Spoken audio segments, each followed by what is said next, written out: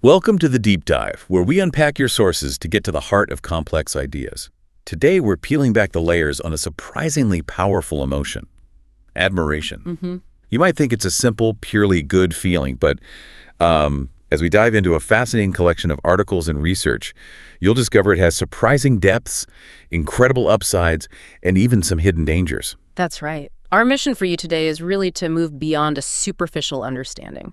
We'll explore its philosophical roots, its profound psychological impact, both on individuals and relationships. Okay. And how it can fundamentally shape your moral compass and even your sense of self. We've got some truly thought-provoking material here.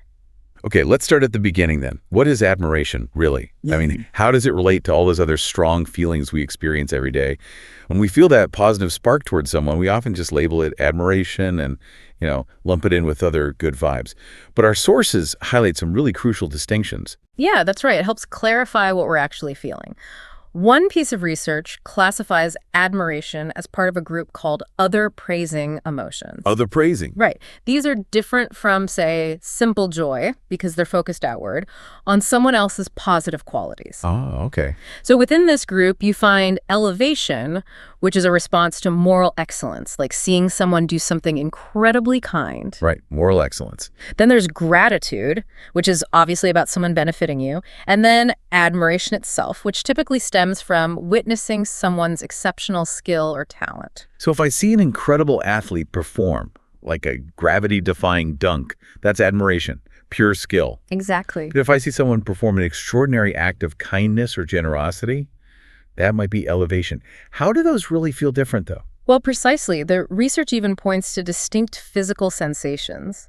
While elevation might bring a warm feeling in the chest, maybe a sense of calm openness, admiration is often associated with chills or tingles and a feeling of energization. It's almost like your body is getting ready to, emulate what you've just witnessed. That's a subtle, but wow, a powerful difference. It feels distinct because it is distinct. Okay. Yeah. But what about emotions often confused with admiration, like envy or jealousy? They certainly aren't warm and tingly. No, definitely not. And this brings up an important point, especially considering a popular discussion our sources mention about the character Envy in a recent animated film. Right, I remember that. Envy is typically about wanting something someone else has. Now, this can be negative, obviously, leading to resentment, or it can even be benign, sort of driving you to improve yourself. Okay. Jealousy, on the other hand, is generally a fear of losing something you already possess, often in a relationship context. Right, the fear aspect. Exactly. Admiration is distinct from both. It focuses on respecting or regarding the person themselves, not just their possessions or what you might lose because of them. You can admire someone's courage without wanting to be them or have their specific life. You simply respect them for that quality they embody. Okay, that clarifies things a lot. So once we understand what admiration truly is, how does this multifaceted emotion become a real force for good in our lives? The sources really emphasize its potent upsides. Yeah, admiration isn't just a pleasant feeling. It plays a critical role in how we understand and judge the world, especially morally. How so?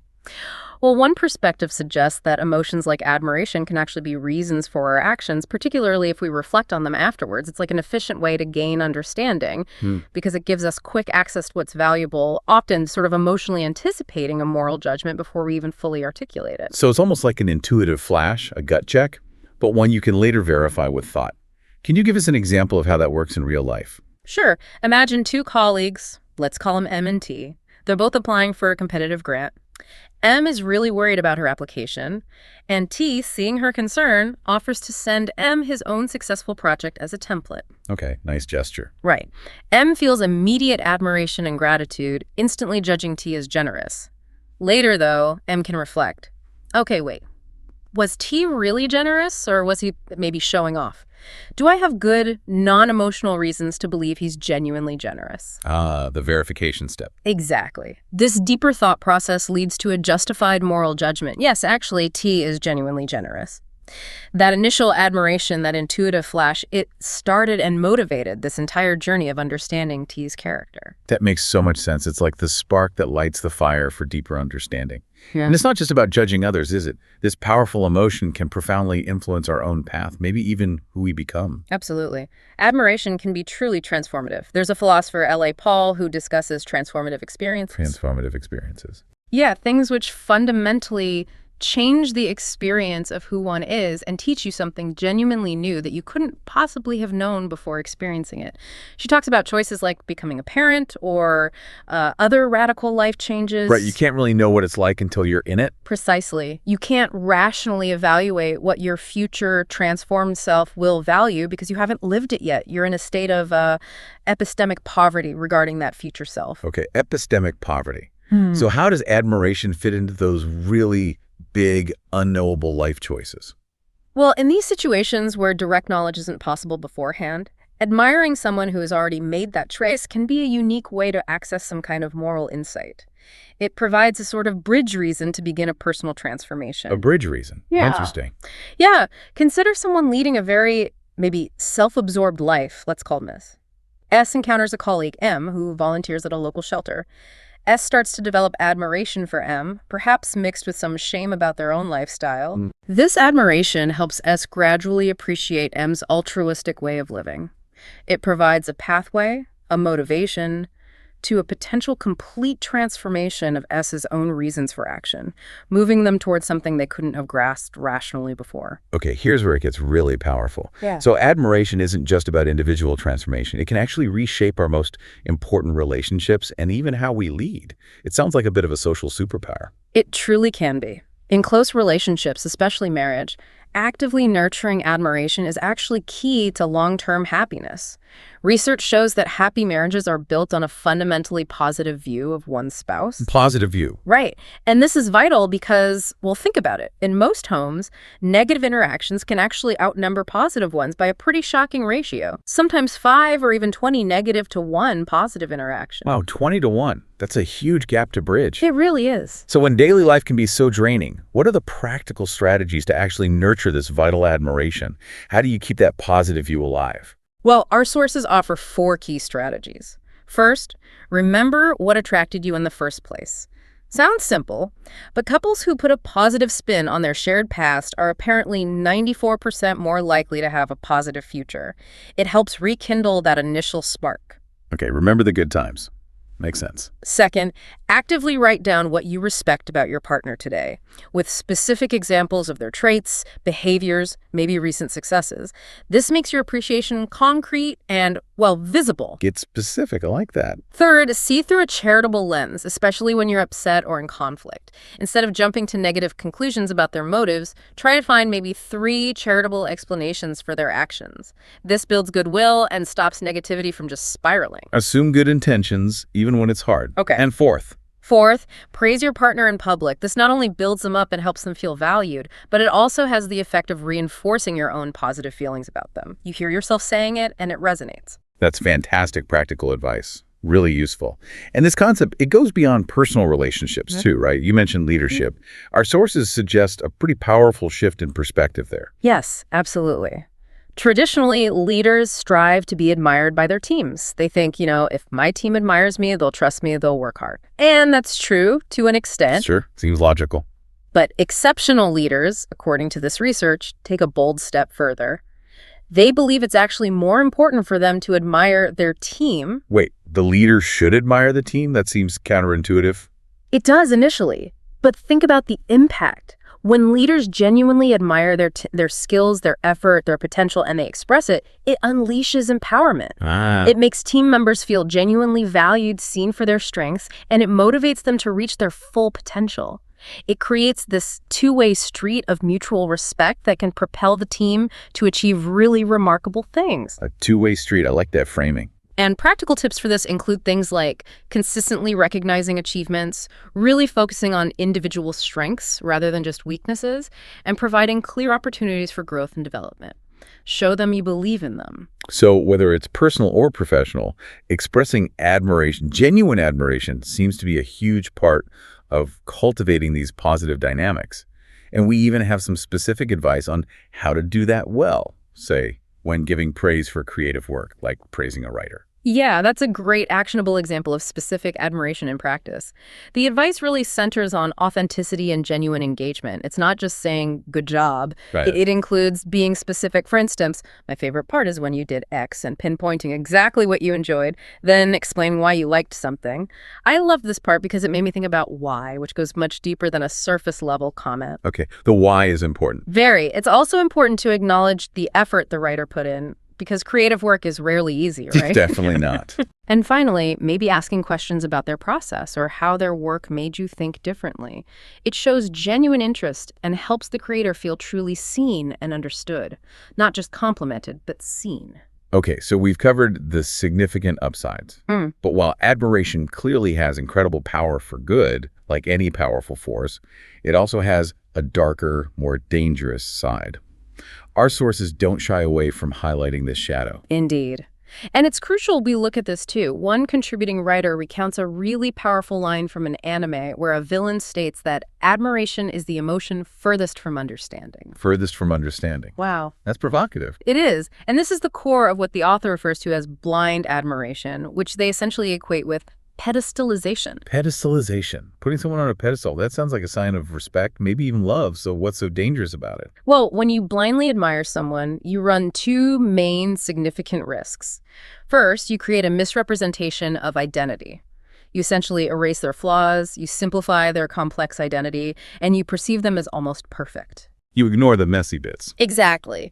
This undercuts their struggles, their vices, the very things that make them human and relatable.